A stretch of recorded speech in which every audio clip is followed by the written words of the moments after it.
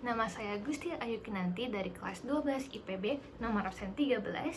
Pada video resensi pada kali ini, saya akan meresensikan tentang film pendek karya Siddhartha Tata yang berjudul Natalan atau Desember. Berikut ini merupakan identitas dari film pendek Natalan. Film pendek ini berjudul Natalan atau Desember, lalu disutradarai oleh Siddhartha Tata dalam rumah produksi Kebon Studio.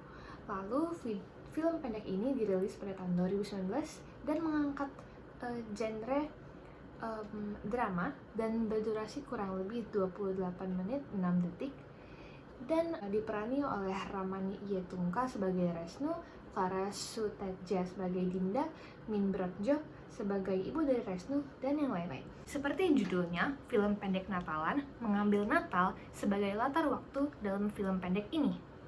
Natal sendiri merupakan salah satu perayaan terpenting bagi umat Kristiani di seluruh dunia, dan Natal dirayakan setiap tahunnya, yang mana memperingati hari kelahiran Yesus Kristus. Berbeda dengan film-film berlatar Natal pada umumnya, yang biasanya lebih meng-highlight kepada Christmas spirit, Grinch, Santa Claus, ataupun hadiah-hadiah, film pendek Natalan karya Siddhartha Tata menggambarkan suasana Natal yang cukup berbeda dari film-film di kancah film Hollywood biasanya.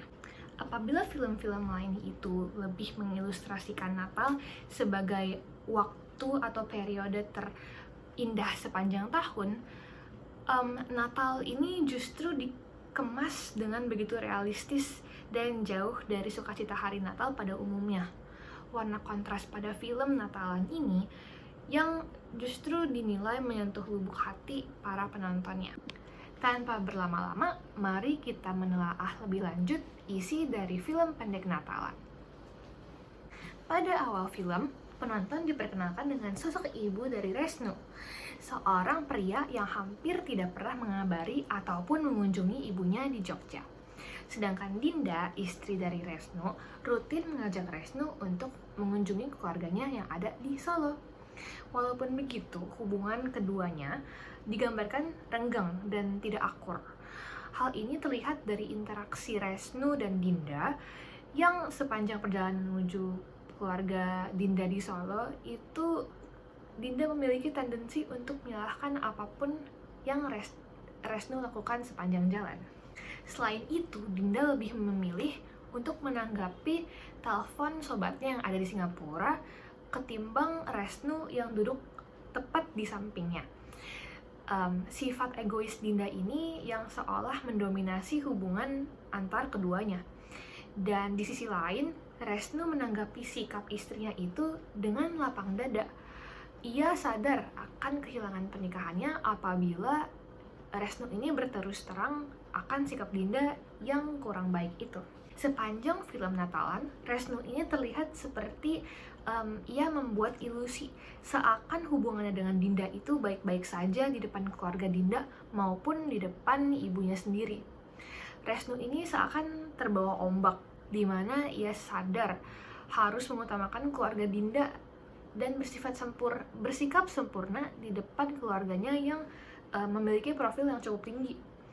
Tidak sepatah kata pun Resnu ucapkan perihal hubungan antara Dinda dan dirinya, ataupun alasan di balik Gilang, yakni anak mereka berdua, yang harus diterbangkan terlebih dahulu ke Solo, sebelum ibu dan ayahnya itu datang sendiri menggunakan mobil.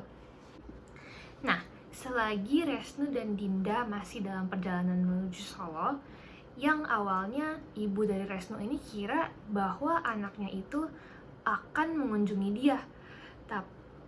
Oleh karena itu, ibu dari Resnu itu sudah bersiap-siap, sudah menyiapkan makan, sudah membeli semua bahan makanan yang ada di pasar, sampai harus mencari bahan makanan ke tempat lain karena banyak bahan makanan yang saat itu tuh sudah habis persediaannya di pasar. Dan bagian yang paling mengiris hati sepanjang film pendek ini adalah sikap ibu Resnu yang sudah pasrah dan sepenuhnya sadar bahwa dirinya itu dinomorduakan oleh anak sematawayangnya sendiri. Walaupun begitu, sama seperti anaknya, Ibu Resnu ini juga terlihat seperti membuat ilusi atau memakai topeng keluarga di depan teman gerejanya, yaitu Ibu Supri. Ketika diajak menghadiri misa malam Natal bersama, Ibu Resnu ini menjawab tidak bisa datang karena ada alasan ia akan dikunjungi oleh Resnu beserta anak dan istrinya. Walau faktanya itu, Resnu sudah tidak berkabar dan sudah tidak mengunjungi ibunya dalam jangka waktu yang sangat lama. Jadi secara tidak langsung ibu dari Resnu itu juga sebenarnya tidak tahu apakah anaknya itu akan berkunjung atau apakah dia akan mengabari ibunya sendiri lagi atau tidak. Lalu bila ditelaah lebih lanjut, hubungan ibu dan anak ini itu sebenarnya tidak lebih dari hubungan dua orang asing. Mengapa begitu? Karena secara subjektif hubungan Resnu dan ibunya hanya bertahan karena adanya ikatan antara sosok yang melahirkan dan sosok yang dilahirkan.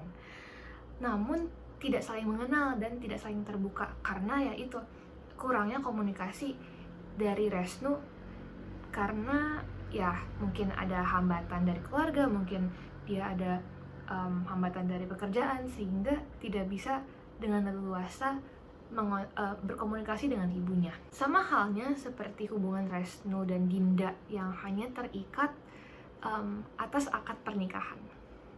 Terlihat bahwa Resnu sendiri itu menanggapi telepon ibunya sebagai suatu keterpaksaan. Namun hal ini tidak bisa sepenuhnya disalahkan karena pernikahan Resnu dan Dinda itu juga sekarang ada di ujung tanduk. Apabila Resnu mencoba melawan atau melawan dominasi Dinda, dikhawatirkan Gilang sebagai anaknya itu tidak akan bisa lagi tinggal bersama kedua orang tuanya di bawah satu atap yang sama. Film pendek Natalan menggambarkan seberapa pentingnya komunikasi antara keluarga serta komunikasi antar ibu dan anak yang pada semestinya itu harus saling bertaut untuk menjaga dan mempertahankan relasi yang ada agar tidak termakan usia. Sekarang adalah giliran saya untuk menjelaskan kelebihan-kelebihan dan kekurangan apa saja sih yang ada dalam film pendek Natalan. Kelebihan pertama, ada pengambilan gambar yang sangat apik. Film pendek Natalan tuh disajikan dengan visual yang mempesona akibat didukungnya pengambilan gambar dari sudut yang strategis. Lalu sebagian besar shot yang diambil itu tidak hanya memposisikan tokoh sebagai titik fokus, namun juga latar tempat yang ada di belakangnya, sehingga penonton itu seakan dibawa masuk ke dalam film pendek itu dan bisa secara langsung merasakan situasi yang ada. Selain pengambilan gambar, penulisan skenario pada film ini tuh bisa dibilang tepat sasaran, karena dengan dibiarkannya beberapa jeda waktu hening di setiap adegan itu turut menciptakan suasana malam Natal yang syahdu. Dan walaupun mungkin terkesan agak tersekat-sekat, namun itu malah menambahkan suspensi ke dalam cerita itu sendiri. Jadi penonton itu dibawa oh ada syahdunya, oh kita jadi bisa lebih memaknai setiap adegan yang ada dan tidak hanya melulu mendengar skenario dari para tokohnya. Selain itu, ada juga penggunaan dialek Jawa Tengah yang cukup kental. Penggunaan bahasa daerah yakni bahasa Jawa Krama turut membawa warna lokal pada film pendek ini. Dengan diucapkannya bahasa daerah, itu secara nggak langsung menunjukkan latar tempat atau daerah sebuah karya. Dan Natalan mengambil setting tempat di dua kota, yaitu Yogyakarta dan juga Solo, yang mana merupakan dua kota dengan umat Kristiani yang cukup banyak, terutama di Pulau Jawa. Selanjutnya, ada kekurangan-kekurangan dari film pendek Natalan. Satu-satunya kekurangan pada film pendek Natalan ini adalah adanya segelintir adegan yang dirasa kurang signifikan untuk ditaruh pada film pendek ini. Pada dasarnya, film pendek Natalan ini merupakan karya dengan premis yang sangat sederhana, yakni seorang anak rantau yang tengah menjalani hubungan yang kurang baik dengan istri atau pasangannya, sehingga berhalangan untuk menemui sang ibu bersama keluarga kecilnya pada malam Natal di kampung halamannya. Karena memiliki premis yang sangat sederhana, Siddhartha Tata selaku sutradaranya itu tidak mau membuat film pendek ini terasa semakin sederhana atau semakin pendek. Sebaliknya, beliau justru menambahkan suspensi film dengan menyatukan berbagai kompilasi pengambilan gambar. Di satu sisi ini bisa menambah durasi, lalu suspensi, suasana, dan kadang ada canda tawanya juga. Namun saya merasa ada beberapa scene yang sebenarnya tidak harus dimasukkan. Akhir kata, saya merekomendasikan film pendek Natalan ini bagi semua kalangan. Walaupun Natalan mengangkat Natal sebagai tema atau topik utama pada film ini, karya ini tuh tidak hanya dapat dimaknai dari sisi umat Kristiani, namun juga dari orang-orang yang tengah merantau atau jauh dari keluarganya. Film yang syarat akan makna ini tuh sangat direkomendasikan bagi semua kalangan dari semua umur, dari anak sekolah hingga mereka yang memiliki cucu seperti Ibu Resnu. Pada film ini diharapkan bisa menggait dan mewakili perasaan orang-orang yang tengah dalam hubungan pernikahan yang kurang harmonis, hubungan yang kurang dekat dengan orang tua, dan mereka yang setia menunggu anak mereka untuk pulang.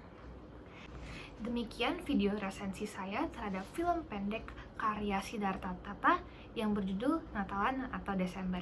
Terima kasih sudah mendengarkan dan saya pamit undur diri. Dadah!